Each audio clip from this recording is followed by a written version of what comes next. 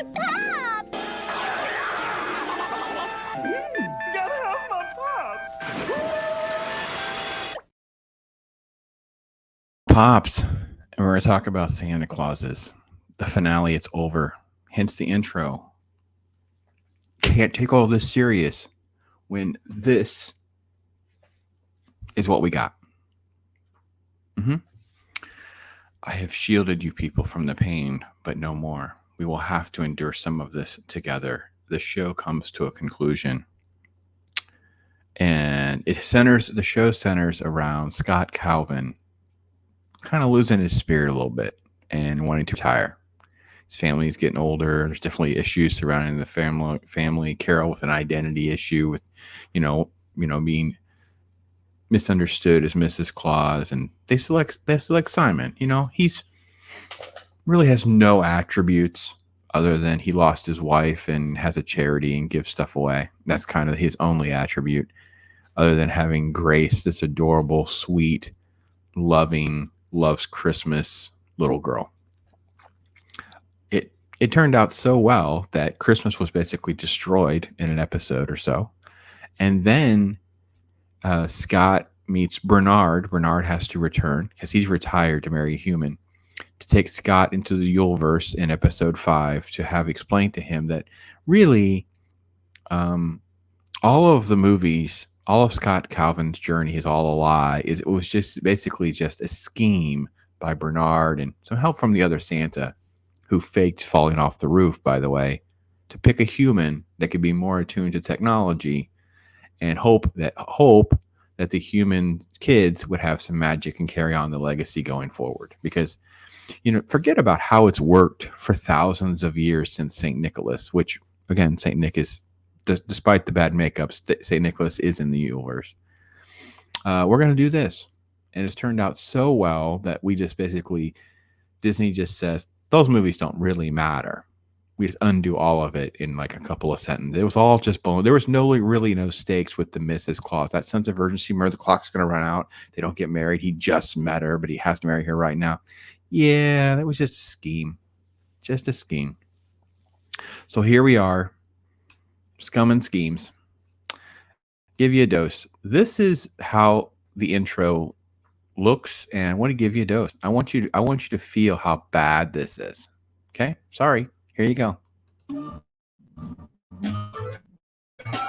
That's Noel. Noel's just as irritating as that image. Like it's this poor dude who took this job. It's just awful. It's just awful. So it's a brief scene that happens with La Befana, who we will come back to La Befana, by the way. If you're in Italy and grew up with La Befana as your Santa, this show is so insulting to you. She's treated as the witch that lives in the creepy witch that lives in the cottage in the woods. And the coat went to hide in her little cottage until this episode. But then she's treated like a moron because the coat just left. We'll get to the coat in a minute. And she's like, sneaky coat. I'm like, what? We'll come back. Scott has been he's in the equivalent of North Pole jail. The kids are there. Simon is figuring out that they're there. They're going to sneak around and try to find the coat because he's not Santa. Everyone's figuring this all out. Like it's like no one's really Santa at this point. This is the tinfoil hat elf named Gary. So irritating with his voice like this. Where's my tinfoil hat and my eye patch? And I have stories to tell. And I don't know how any of this gets through. So we spend minutes of them just talking nonsense, and then it's Simon is just a rude, horrible person, and then it's Simon being rude to Grace, and he lies to Grace about these are being bad kids. Go to your room.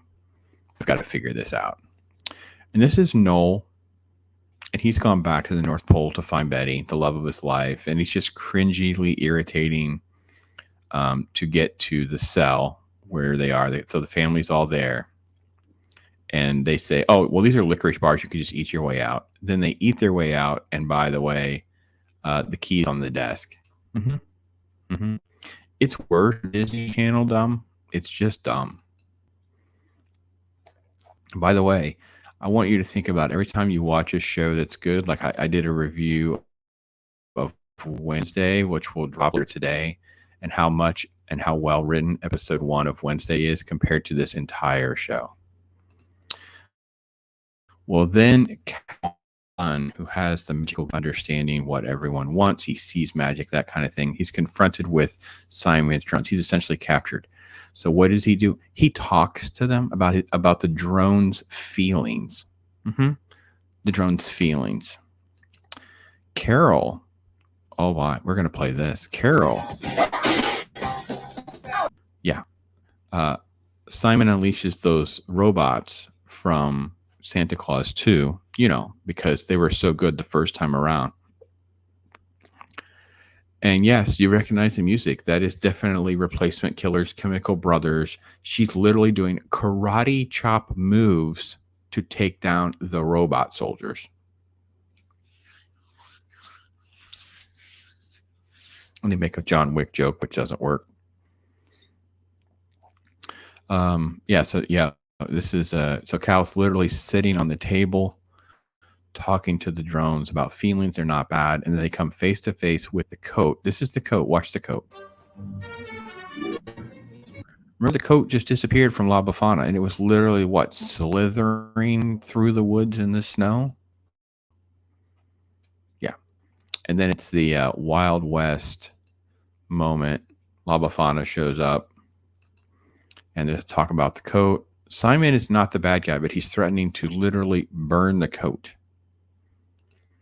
And then Grace walks in, and Scott just saves the day by saying, "Listen, your dad's not a bad dude. He's just lost his way. All of us dads lose our way."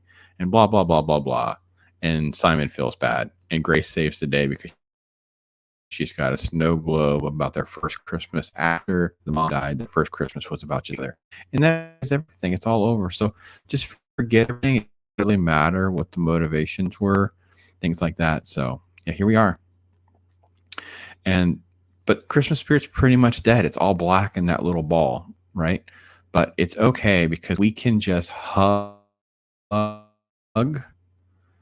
and say we're together, and it makes everything okay. And magic can just come back, which means elves can come back. Crouton is back because we need elf Crouton. And then you have this is the moment. So La Befana goes, so your husband go to this Yule verse, and they were all Santas, and they were all men.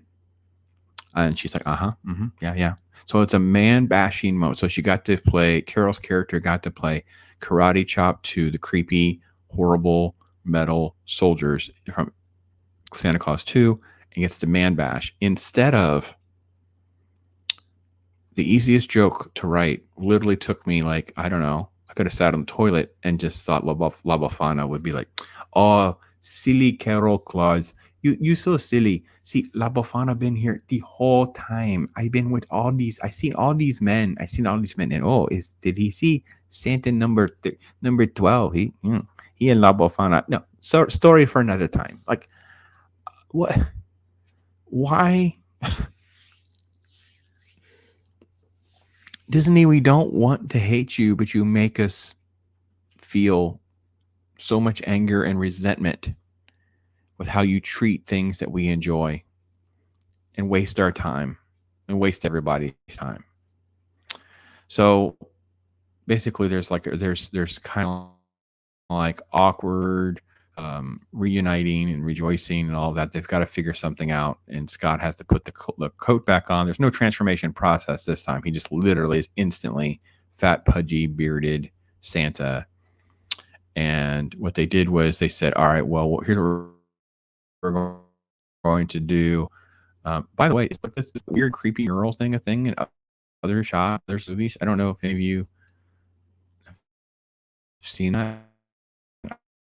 I didn't notice it until I paused. That was weird. Giant Scott face on the wall. It was so strange. Yeah, right there in that shot, in that background. That is so strange. Like the set design in this film, in this show, I don't know, the whole thing has been like this. And it was in the movie. So basically, decides to take the whole family on the adventure to deliver gifts. Everybody's doing good. Then you have this horrible line. Let me get the line coming up. About calling them by their names, and then Sandra, who has the magic to talk about it. Here we go. And Steve. No, back 1 second. And higher. Thank you. It's buffering, but I'm just turning it off. I don't know what got through, what didn't get through. Jeez. They have new names: Adam Smasher and the Hoofster, and then Steve. Oh my god! So the Santa Clauses deliver everything. Scott takes them to the girlfriend, because Kyle's little quasi girlfriend, and then he goes down the chimney, gives the brother the gift, but has poinsettias for her. They're her favorite, and then she kisses him. It's the best night of his life. They go back to North Pole. Blah blah blah. It is. Why is it 6? Okay. The only explanation for being a 6-part series was because the cut of making it a movie was so cringely bad. They knew they couldn't even sell that. And they thought, well, they might sucker people through watching at least the first 2 episodes, and they would get at least 30 minutes of your watch time. Whereas with the 6 episodes, with the credits, they can fluff the credits on both ends, and they can kind of make you think it could get better, have some hope that it would get better. Whereas if you had a movie and you just endured it or fast forwarded or whatever, you would just basically consume just a small portion of time. That literally is the only explanation on why this show exists. I didn't even know this show exists, by the way. For those of you who don't remember, I was reviewing Andor. I woke up for Andor, and when I went to my prompt, Andor was not the first thing. It was this. And I was like, I didn't even know this was a thing. And it wasn't a movie, it was a show. A horrible, destructive, heart-wrenching, terrible show that's finally over. R.I.P. the Santa Claus, the franchise.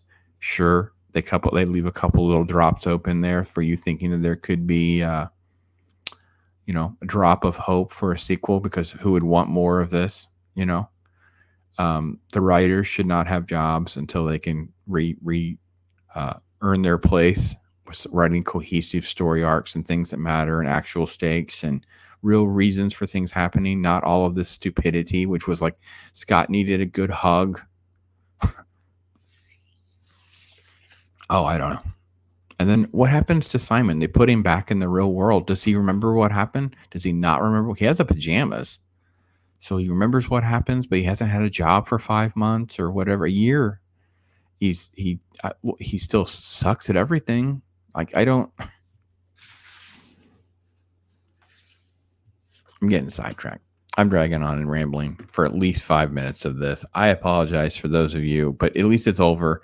Thank you for enduring my therapy session and enduring the show with me. Here we go. On we go. Merry Christmas, everyone. There you go. I watched it, so you don't have to. That's my shtick.